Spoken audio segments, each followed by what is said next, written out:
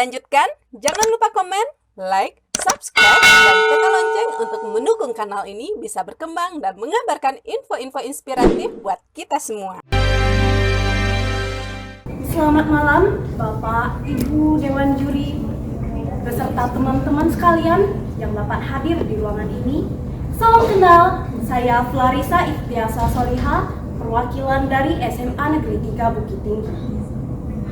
Pada kesempatan kali ini, saya akan menceritakan kisah perjuangan PDRI di Koto Tinggi. Pagi yang gelap di hari Ahad pada tanggal 19 Desember tahun 1948. Yogyakarta akhirnya jatuh ke tangan Belanda. Para proklamator, Bung Karno beserta Bung Hatta dan beberapa menteri ditangkap dan diasingkan ke Pulau Banda. Sehingga pemerintahan di Indonesia mengalami kekosongan. Mungkin Belanda mengira bahwa inilah kemenangan mereka. Tetapi tidak. Masih ada secercah harapan di Pulau Sumatera.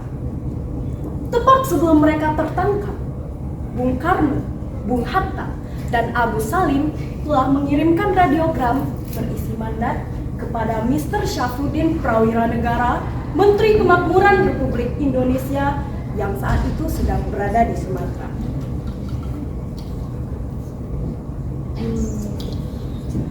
Kami, Presiden Republik Indonesia, memberitahukan bahwa pada hari ini, Minggu tanggal 19 Desember 1948, pukul 6 pagi, Belanda telah memulai serangannya atas Yogyakarta.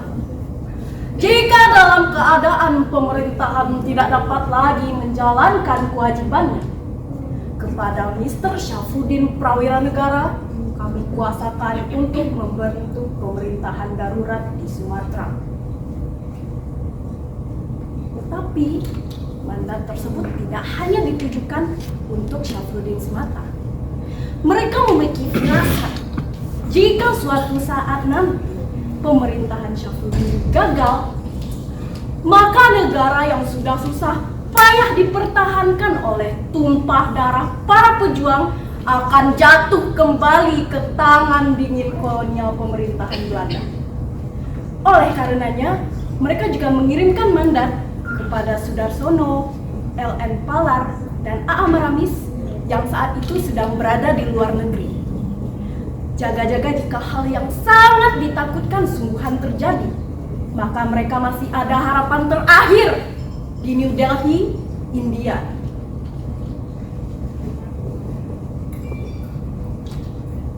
Belanda telah memulai serangannya atas Yogyakarta. Jika ikhtiar Mr. Syafruddin Prawiranegara dalam membentuk pemerintahan darurat di Sumatera tidak berhasil, kami kuasakan kepada saudara untuk membentuk Exile Government Republik Indonesia di New Delhi. Jika hubungan dengan Syafruddin di Sumatera terputus, harap diambil tindakan-tindakan seperlunya. Demikian isi mandat tersebut. Setelah mendapatkan mandat, Syafruddin menggelar pembicaraan serius dengan Tengku Muhammad Hasan di Bukit Tinggi pada tanggal 19 Desember di sore harinya. Syafruddin bertindak tangkas. Beliau secara resmi menjadikan Kabinet Pemerintahan Darurat Republik Indonesia yang didirikan pada tanggal 22 Desember di sebuah kota kecil, yaitu Halaban, 50 kota. Kabinet ini digagas oleh beliau sebagai Kabinet Perang. Tindakan pertama yang dilakukan oleh Kabinet Perang yaitu menyiarkan berita pemindahan kekuasaan pemerintahan melalui radio yang mengudara ke seluruh tanah air. Mr. Syafruddin menyampaikan sebuah pidato. Negara Republik Indonesia tidak bergantung hanya kepada Soekarno dan Hatta. Sekalipun kedua pemimpin itu sangat berharga bagi bangsa kita. patah tumbuh, hilang berganti. Hilang pemerintahan Soekarno-Hatta, sementara atau selama-lamanya rakyat Indonesia akan dirikan yang baru lagi. Hilang pemerintahan yang ini akan timbul yang baru lagi. Belanda terkejut dan tidak menyangka akan tindakan yang dilakukan oleh Syafruddin ini. PDRI telah membuka mata dunia bahwa Indonesia belum habis. Indonesia tidak akan pernah habis, apapun itu ancamannya.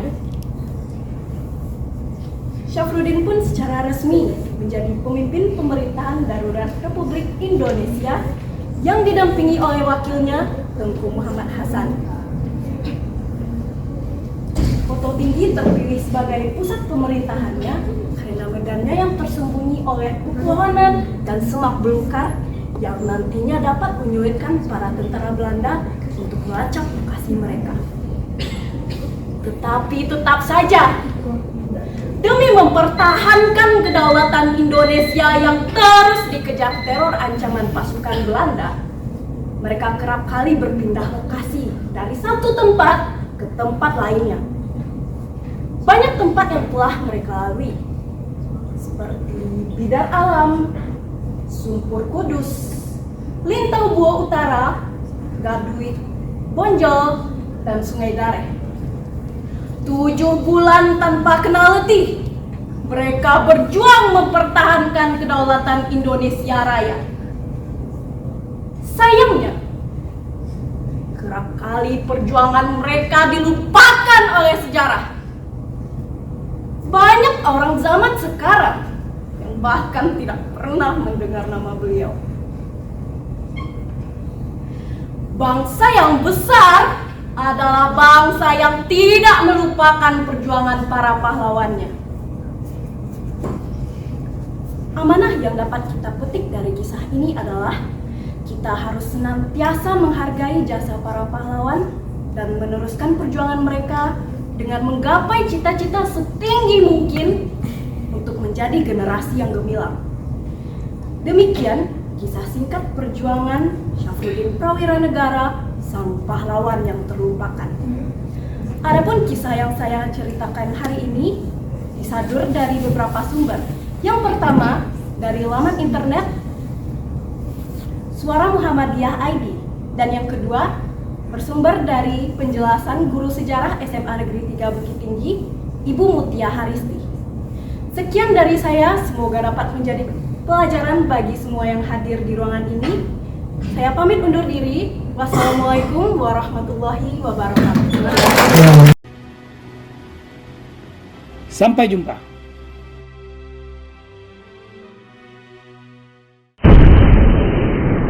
Sampai di sini dulu jumpa kita kali ini, dan tetap dukung channel ini sehingga kami bisa memberikan informasi-informasi yang inspiratif untuk kita semua.